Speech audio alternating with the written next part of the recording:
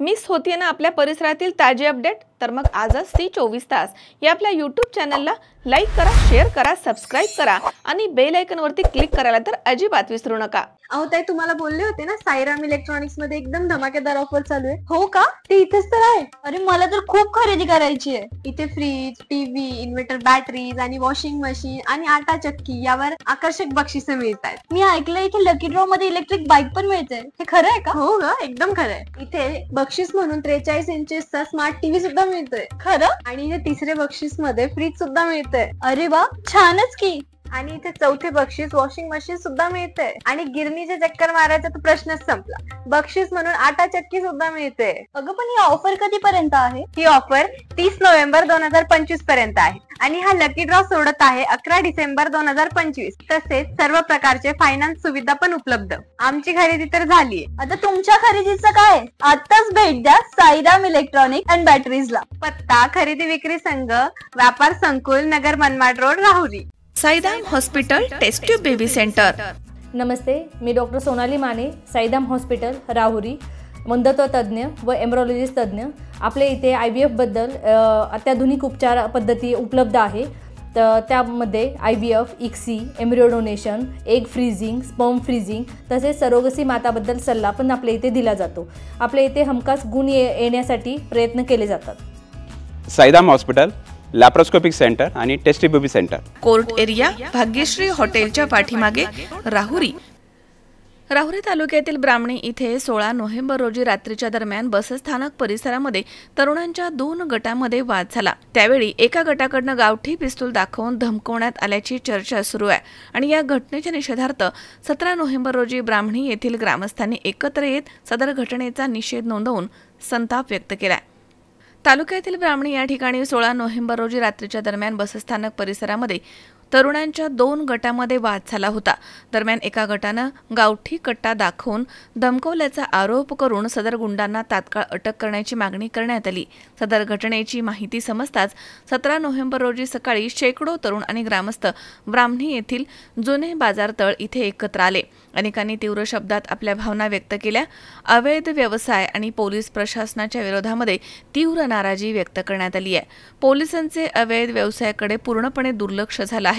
Police कर्मचारी आणि अवैध व्यावसायिक एकाच गाडीवरती फिरत आहेत असा जाहीर आरोप गावकर यांनी वरिष्ठ पोलीस अधिकाऱ्यांच्या समोर केला। यापूर्वी देखील अवैध व्यवसाय करणाऱ्यांनी सर्वसामान्य कुटुंबामध्ये 7 ते 8 तरुणांना दंबाजी करून मारण्याचा प्रयत्न केला।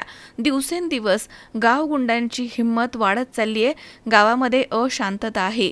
पोलिसांनी वेळीच याकडे गांभीर्याने लक्ष दिलं असतं तर अवैध व्यावसायिकांची हिंमत एवढी वाढलीच नसती असा आरोप ग्रामस्थांनी केलाय। या प्रसंगी जोपर्यंत वरिष्ठ पोलीस अधिकारी येत नाही तोपर्यंत गाव बंद ठेवण्याचा निर्णय घेण्यात आला। पोलीस निरीक्षक संजय ठेंगे यांनी तात्काळ ब्राह्मणी इथे धाव घेतली। ब्राह्मणी गावामधील अवैध व्यवसायांच्या विरोधामध्ये याच क्षणापासून स्वतः लक्ष घालून संबंधांना हद्दपार आणि तडीपार करण्यात येईल अशी ग्वाही आम्ही देत आहोत आणि रात्रीच्या वादामधील दोषींवरती कारवाई करण्यात येईल असा इशारा संजय ठेंगे यांनी ग्रामस्थांच्या समोर दिला। याशिवाय माध्यमिक शाळेच्या समोर टार्गेट तरुण हे मुलींना त्रास देत असल्याचे पालकांनी म्हटलं।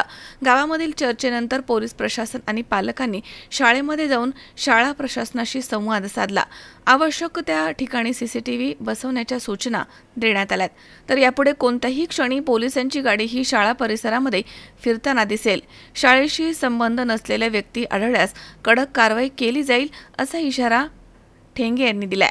तर याप्रसंगी सुरेश बाणकर, रंगनाथ मोकाटे, विजय बाणकर, माणिक तारडे तसेच महेंद्र तांबे, प्रसाद बाणकर, शेखर मोकाटे, शांताराम हापसे, संजय मोकाटे, विश्वनाथ हापसे, माऊली राजदेव, महेश हापसे, भानू अप्पा मोकाटे, सुभाष गोरे, उमाकांत हापसे, बाबासाहेब गायकवाड, कृष्णा राजदेव, राजाबाबू हापसे, डॉक्टर काकासाहेब राजदेव तसेच राम राजदेव, योगेश गोरे, राजेंद्र जाधव, सचिन सोनवणे, विजय राजदेव, गौरव हापसे, सिराज इनामदार आदींनी चर्चेमध्ये सहभाग घेत मनोगतामधनं आपल्या भावना व्यक्त केल्यात।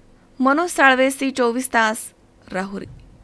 कॉंग्रॅच्युलेशन वहिनी, बाळ झाल्याबद्दल. पण मी ऐकलंय डिलिव्हरी फार क्रिटिकल होती. आता ठीक आहे ना सगळं? अगं होता थोडा प्रॉब्लेम, पण स्त्रियांच्या आरोग्याची संपूर्ण काळजी घेणारं मातृसेवा होतं ना साथीला. सगळं सुरळीत झालं. किशोर वयापासून ते रजोनिवृत्तीपर्यंत स्त्रीच्या आरोग्याची संपूर्ण काळजी घेणारं अहमदनगर मधील पहिलं स्त्री रुग्णालय. Matruseva women's hospital, obstetric, ICU. किशोरवयीन आणि विवाहपूर्व समुपदेशन, गरोदर माता तपासणी आणि प्रसूती, पहिल्या सिझेरियन नंतर नॉर्मल डिलिव्हरीची सोय. मातृसेवा विमेन्स हॉस्पिटल, सक्कर चौक, नवीन टिळक रोड, अहमदनगर. फोन 9850 20 0017.